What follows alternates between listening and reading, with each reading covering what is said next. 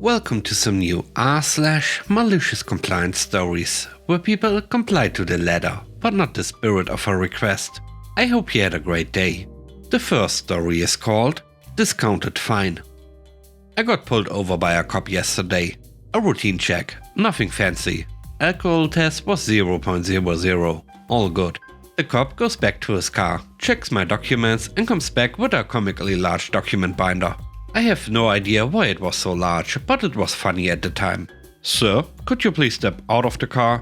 I need you to sign this document after I hand your fine." At this point I'm pretty annoyed, because not only do I have to leave the comfort of my car, I'm going to have to pay money too. The guy hands me the fine. I glance over it and something about it seems awfully familiar. But since I was in a rush, I just sign and he lets me go. Fast forward to an hour later, at home, me reading the fine again. It had the exact same place and exact same time as a fine I got in January when registering my current car. A fine which should have already been registered as handed to me 5 months ago. You probably now think, okay, you got handed the same fine twice, so what? Well, let me explain. Where I live, by law, in the span of 2 weeks after a fine is officially handed to you, you get a 30% discount on it. Since I did not pay it the first time, I essentially lost my right for a pretty hefty discount. But since it was never registered in the system that it was handed to me, I essentially cheated the system and paid my fine just now, 30% cheaper and 5 months later. The next story is called Wanna Pass? This happened several years ago when I was working away from home for a week at a time. My gig was at a resort right on the beach. The drive from the resort into town was about a mile long, all uphill. The first half of the drive was not too steep, but the second half was a steep climb with one lane in each direction.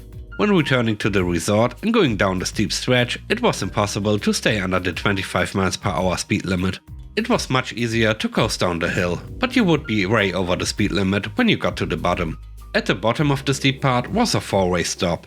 One evening I was driving into town.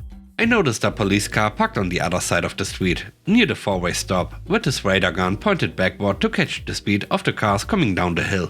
So I made a mental note to be extra careful and stay under 25 on the way back. A few minutes later, on the return trip, just as I start down the steep decline, a motorcycle with 2 guys aboard pulled in behind me. They really didn't like me continuously tapping my brakes and staying under 25. They weaved back and forth, honked and flipped me off for going so slow. "You want to pass? Fine." I pulled to the right as far as I could and kept slowing down until they lost patience. They blasted past me, going through the gears in rapid succession, both flipping me the bird as they passed. They must have been going at least 60 miles per hour by the time they reached the stop sign. By the time I reached them, they were pulled over to the side, off the bike, standing in the glow of the cops' flashing lights. I gave them a friendly wave as I passed.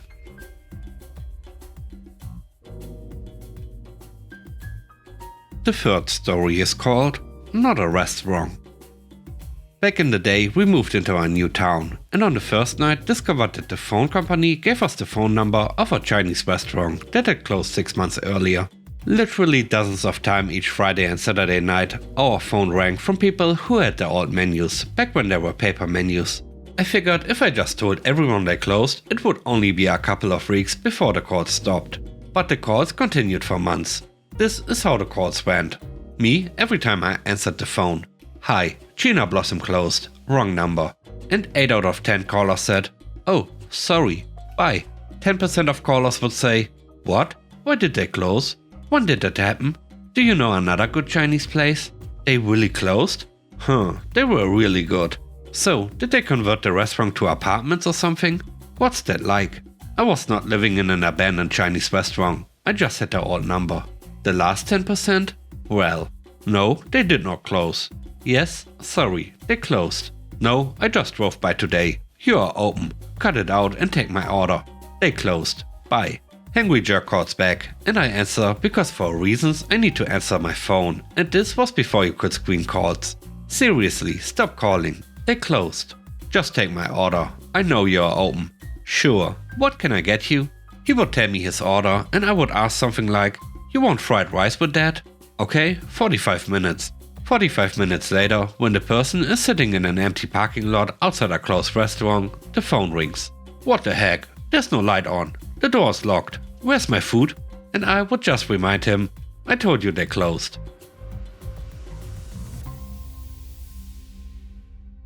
The next story is called Not Steven. I got my current phone number in 2010 and immediately learned that it previously belonged to someone named Steven. Steven's many friends and clients simply ignored the "Hi, this is Lisa" part of my message and went ahead and left me messages. And so did his many debt collectors. So I made my message longer. "Hi, this is Lisa. This is not Steven's phone. I do not know Steven. I'm just a poor sucker who got his old phone number. Do not leave a message unless it's for Lisa." Didn't work. I tracked down Steven's mailing address because his phone number was still listed as mine. I sent him a message saying he needed to change his number everywhere he had it listed online. He wrote back, apologizing, but his businesses remained listed on Google Maps with my phone number. One of Steven's many businesses was a cleaning service. People kept calling for appointments and I kept telling them they had the wrong number. They'd just keep calling back and insisting they wanted to book a cleaning. So I started scheduling them for cleaning service appointments that didn't exist. Then I blocked that number so I didn't get the inevitable string of calls asking where the cleaner was. Slowly, many bad reviews started popping up on Steven's business page. I stopped getting calls for the cleaning service and the number was corrected. 12 years later, I still get calls and texts for Steven. My favorite was a text from a friend who wanted the name of a good steakhouse. I texted back that Steven changed his number over a decade ago and that I'm vegan, so I really couldn't help him with that.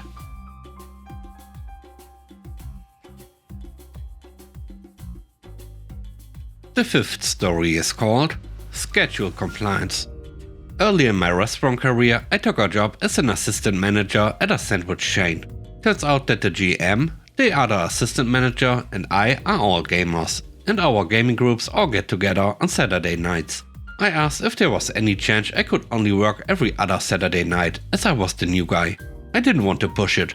A couple of months go by of closing every other Saturday and opening every Sunday. The other assistant manager calling in sick or showing up ridiculously hungover every Sunday. The GM never scheduling himself on a Sunday, and the assistant manager complaining constantly about working every other Saturday night. I hear from other people what I suspect. They both drink and smoke very heavily on Saturday nights. So one day, they both are sitting in the general manager's office, and the assistant manager is whining as usual. I walk by, and the GM says, "Hey, I'm trying to work out a new schedule. What do you think about each of us choosing one shift a week as our designated time off, so we can plan our time with our friends or whatever? Sounds good. You guys have seniority, so you go first." Not surprised, they both smile and say, "Saturday night. Let me know what day you think will work with your friends and I'll work the schedule out." No worries, I figure it out with them if I can. In the meantime, I choose not to open on Sundays. Their faces dropped as I walked away. The last story is called Bad Idea. I run a repair shop where I employ a bunch of local kids, ages 16 plus, to learn skills and make some money while we generally sit around and talk about the world while we fix things. We had a client come in with a busted electronic. We fixed it up for her and gave her a decent discount on the work. Her final bill for parts and 4 hours of labor was $100 even, discounted down from $220. She didn't like the bill. She didn't like the work. She claimed that we had broken something else. She claimed that the kid who did the work didn't know what she was doing. She did, and I had supervised her. And that the kid who helped her in the front room was rude to her. He wasn't, but she didn't like the little pride flag pin he was wearing. She demanded to see the manager, so I popped out. I listened to her tear into my kids and validated how she was feeling. But I pointed out that the work she had asked for was done correctly, and her bill was due on pickup of the piece. The last straw for her came when she pulled out her credit card, and I had to inform her that we don't accept that particular card. She literally asked me, "Do you know who I am?" Which I didn't. Still don't care. I told her we'd take a personal check. She wrote out a check. Problem solved. I deposited the day's checks and got a note from my bank that one had bounced. Her check, of course. I called her the next day to inform her that her check had been returned for insufficient funds and that she would need to come in and pay her bill, plus the extra fee for a return check. All of these fees, just to point this out, were clearly outlined on the service agreement she had signed. and we'd already discounted her $120, just to be nice. Anyway, she rolls up into the office carrying a bag, and I knew exactly what was going on. She drops, of course, a bag of pennies on the front desk. She's breathing heavily. We are on the second floor, and she's taking the stairs. And she announces triumphantly that she's here to pay her bill. She just needs to go get the rest of our hard-earned money. The kid at the front desk looks like he's about to cry, so I stop working on the thing I'm working on and take over. How many more bags do you have? She says that the nice people at the bank loaded them up in her car. She didn't count them. I told her that was fine. We'd wait for her to bring them all up and then settle up her bill. She was expecting a bigger reaction, I think. Either that or she hadn't thought this through. 10,000 pennies plus the extra $25 weighs a lot. And she had just committed to carrying them through a parking lot and up a flight of stairs. One of my kids, bless his heart, offered to help her carry them. She refused. Finally, shaking and sweaty, she deposited the last of the bags on the countertop. The pennies were loose, not in coin rolls. She'd done some work to prove her point. What she hadn't counted on was that we wouldn't need to count the pennies. While the other kids took care of the other clients and fixed things in the bag, the front desk guy and I counted up the pennies. She started to realize that this was going to take a while and tried to leave. I told her that she couldn't leave until we'd signed off on her bill, since at this point she was in violation of a service agreement and had passed a bad check. We couldn't just take her word for it, and I would inform our local constabulary if she left without paying. I was kinda talking out of my butt, but she'd managed to tick me off a little. The other clients in the shop came and went, and we counted. Phone calls came in and were handled by my kids, and we counted.